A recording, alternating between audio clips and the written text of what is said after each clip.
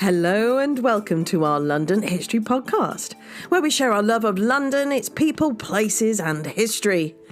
This podcast is designed for you to learn things about London that most Londoners don't even know, all in 20 minutes. I am your host, Hazel Baker, qualified London tour guide and CEO of LondonGuidedWalks.co.uk. Our walking tours are for those who love London and want to make the most of their time here, no matter whether it's for a weekend or a lifetime. We aim to deliver insightful and well-prepared London guided walks with enthusiasm and professionalism. And in this podcast, we try to do the same. If you enjoy what we do, then please rate and review. You can become a patron for as little as £5, and that's where we share additional videos of the interviews with you, plus lots of other unique content. You help us keep this podcast advert-free. All information can be found on our website, londonguidedwalks.co.uk/podcast. Get that cup of tea, put your feet up, and enjoy. This episode complements perfectly a brand new TV programme called Walking Wartime Britain on Channel 5 Select, presented by Arthur Williams. And in episode 3, well, you'll see me, in the first 12 minutes at least, talking about Londoners' experience during the blackout. What I wanted to do today was set the scene of what London was like pre-war in 1939 and then go into experiences during the blackout. 1939 London was a different place than today. 18% of the UK's population called London home, compared to only 13% today. By 1939, London's population had peaked at about 8.6 million, and it was now the second biggest city in the world, having been overtaken by New York. Of those 8.6 million, 2.7% of those had been born abroad, and half of those were from Ireland. The average life expectancy was a mere 62 years. Much of London's population were crammed into the high-density Victorian housing in the East End. Most people rented their homes, the average home costing around 3 years' salary. Statutory education went only up to the age of 14. Not even 2% of Londoners went to university, and most of them had been men. It was a time where St Paul's Cathedral was still the tallest building in London, where 1 in 3 Londoners worked in manufacturing, and 250,000 of those worked within clothes making. Transport was different as well. Even though motor omnibuses had already replaced horses for the most part, horse-drawn freight drays were still commonplace on the streets of London. There was even a 3-storey horse park in Paddington, which housed 500 working horses. Cars were still rare, but that didn't stop there being traffic jams. Walking and cycling were the main methods of transport for Londoners. Tube trains still had first, second and third class carriages, and some even had steam locomotives. But what was the blackout? Well, it was one of the most significant public safety measures introduced by the government during the build-up to and throughout World War II. The blackout required all UK citizens to keep their homes completely dark at night to obscure the vision of Luftwaffe bombs overhead. In the months leading up to the declaration of war, black paper sales increased. Women sewed blackout curtains and blinds. The Times newspaper carried adverts for ARP curtaining, available only in black, brown, green and dark blue. When London's Gaiety Theatre closed, its brown velvet curtains were auctioned off to be converted into superior blackout curtains. As some hunkered down and prepared for war at home, others decided to create a new home elsewhere. In the summer of 1939, war was imminent. It's estimated that in August and September of that year, 1.25 million people left London. The government's plan of evacuating children, mothers with infants, and the infirm took place in several waves. The first came on 1st of September 1939, the same day as the blackout began. At sunset on Friday the 1st of September 1939, Britain's blackout began. 2 days later, on Sunday the 3rd of September 1939, the United Kingdom declared war on Germany. For blackout, everyone across the UK had to cover their windows and doors at night before sunset with heavy blackout curtains, cardboard or paint, and they would seal gaps around the edges with brown paper. The nation endured this imposed darkness all the way until the 23rd of April 1945. Putting blackout curtains up every day was wearing on the material. The government issued a leaflet on how people should look after their blackout curtains. Hoover, shake, brush, then iron. The latter to make them more light-proof and to seal the threads together. Not only were houses no longer releasing light, they no longer let air in and the air circulation in homes decreased. And having had a sash window recently fixed, I know a lot more about air circulation than ever before. This wasn't London's first blackout. Londoners had experienced a blackout during World War I, where bright exterior lights were extinguished or dimmed, street lamps were painted with black paint, and then this was extended to the rest of England in February 1916. The blackout of World War II, however, was on a totally different scale. This time round, street lights were switched off at the mains. Traffic lights were fitted with slotted covers to deflect their beams downwards to the ground, and vehicle headlights were masked to show only a slim slither of light. It must have been fairly chaotic, especially in the beginning. Getting around town must have been so difficult, disorientating, and dangerous. Phyllis Warner worked at the Ministry of Home Security and lived in central London, and she described in her diary, "For the first minute, going out of doors, one is completely bewildered. Then it is a matter of groping forward with nerves as well as hands outstretched." Not only did Londoners have the problem of just finding their way in the dark, but also the times when the weather added to the problems as well. Fog was a regular addition, especially when it was aided by the smoke screen put up on the outskirts of the city to confuse the bombers. Just imagine moving through streets that you thought were familiar, and now they've been plunged into darkness. And blackout must have made everything harder, especially during the long winter months. Workers would need to rush home after work to darken their windows before the designated start of the nightly blackout period. And it's estimated it took about half an hour to black out your windows each time. During the winter months, it would have hardly seemed worth it. There were frequent interruptions of electricity supply, fuel and water, and workers would have needed to have gotten up earlier in the darkness, and they reported getting ready to work by candlelight.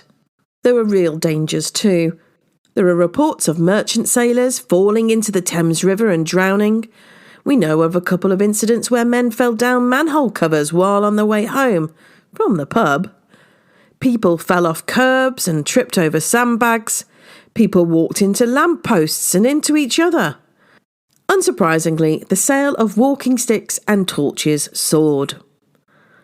That wouldn't help if you were cycling, though.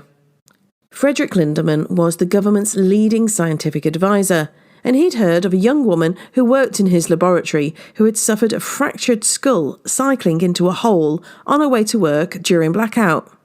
He secretly paid all her medical bills.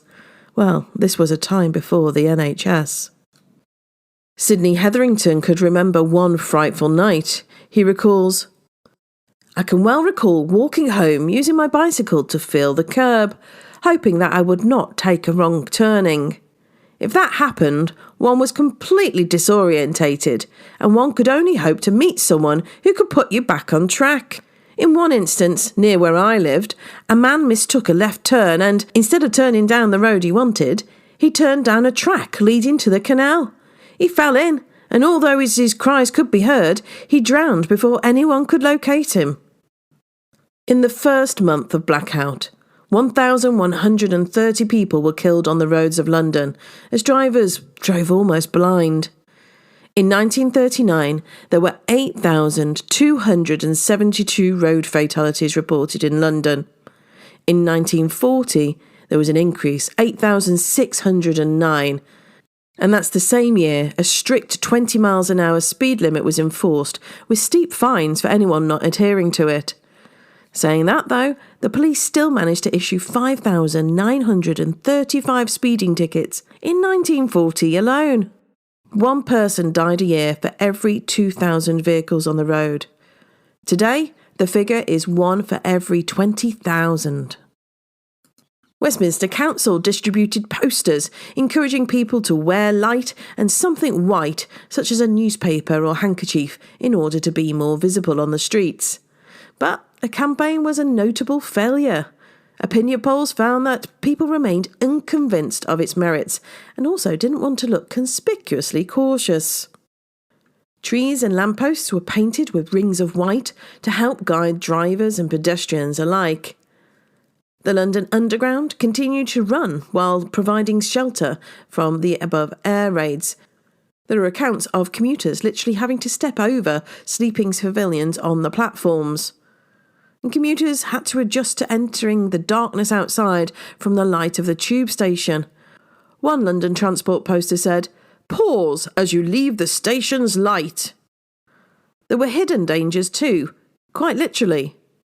"Before you alight, make sure the train is in the station. Look for platform." Travelling by train was made more difficult by the blackout too. Porters struggled to read labels on freight travelling at night, which led to increasing delays for passengers. When people did travel, they sat in carriages shrouded by blinds and illuminated by cold blue lights.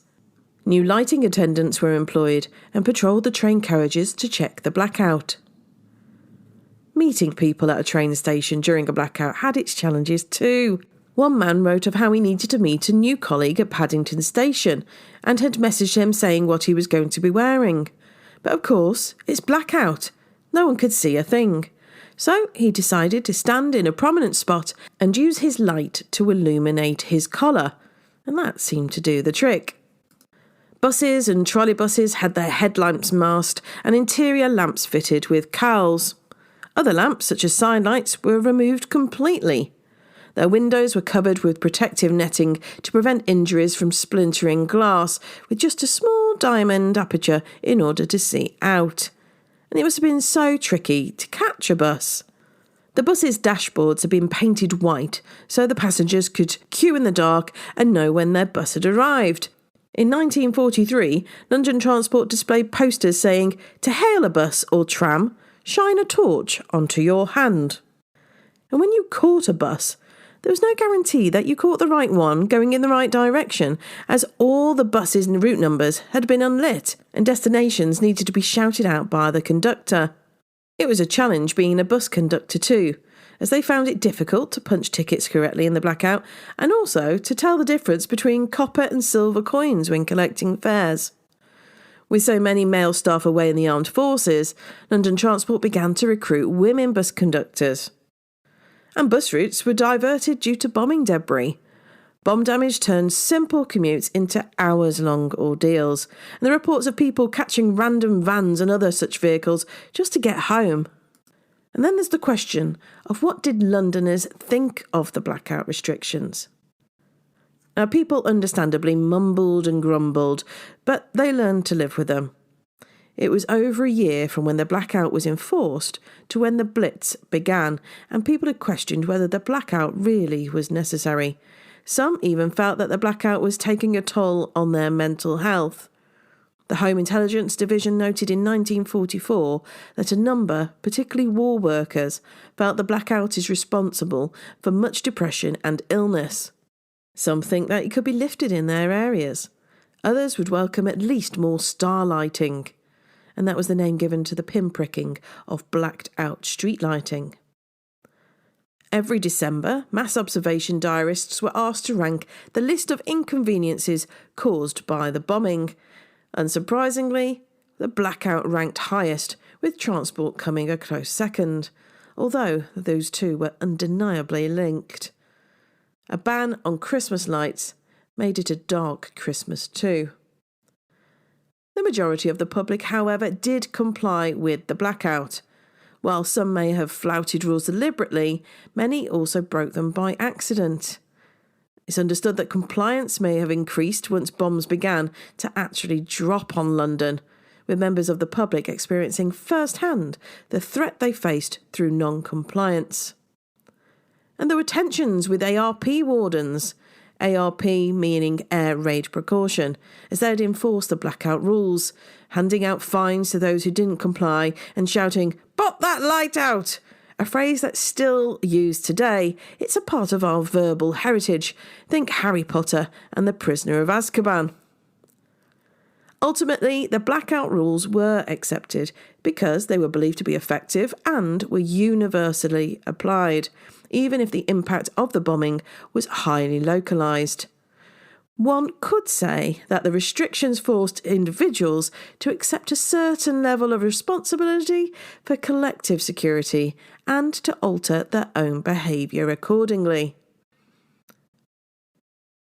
Did the blackout make London a more dangerous place to be? The police force had been significantly reduced, virtually halved, with able-bodied policemen being called for active service.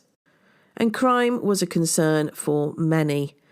Criminals took advantage of darkened streets to rob and assault members of the public, and it must have been a pickpocket's paradise. Racketeers charged exorbitant amounts for reserving a place in an air raid shelter or tube station. Loan sharks took advantage of desperate people too. The crime rate increased by 57%, and the murder rate increased by 22%. The chaos of the Blitz provided the perfect cover for people to get away with things they wouldn't normally. The closure of schools in some areas led to concerns over juvenile delinquency, as bored youths called Blitz kids roamed the streets while their parents were at work. Met Police Commissioner Sir Philip Game said juvenile crime was on the increase, accounting for 47% of all arrests in London. The realities of bombing, the blackout and consumer rationing led to new forms of criminal behaviour as illegal entrepreneurs spotted new opportunities to make money. Career criminals took a strategic approach. They targeted houses that had been closed up for the duration where the family had sought sanctuary elsewhere. The house's contents would be removed, as would the lead on the roof. Criminal gangs became dominant in the black market. In London, the main player was Billy Hill from Seven Dials. His gang pulled off a number of jewellery smash and grabs early in the war, including some in the West End. In his memoirs, Billy Hill boasts, "I didn't make use of the black market, I fed it." Looting was a big problem. There were reports of looters taking advantage of the chaos during bomb raids. Bomb chasers would visit an area during a raid and smash shop windows and take what they could. One London trader told the Daily Mirror, "I lost more through looting than by bomb damage." And there are accounts of looters grabbing the watches and bracelets from outstretched arms of people stuck in the debris of the Café de Paris bombing. This was happening while ARP wardens are trying to find survivors. Civilian women tore their expensive gowns to create bandages for the wounded, and looters moved alongside them, taking all they could. Rings from deceased were removed, along with the finger, if necessary. The number of cases for looting in London in September 1940 was 539. In October, it had risen dramatically to 1,662. The maximum sentence for looting? It was only 3 months' imprisonment, even though some were made examples of. Larry Rue, an American journalist in London, writing for the Chicago Tribune, wrote, "Air raid blitzkrieg breeds crime, London learns." Blackout created opportunities and freedom for some, but for many, it created a darker and scarier world, something they may not have experienced before. If you'd like to learn more about London during World War II, then you can watch episode 3 of Walking Wartime Britain on 5 Select. Our next episode is all about some unusual London street names. I'll see you then.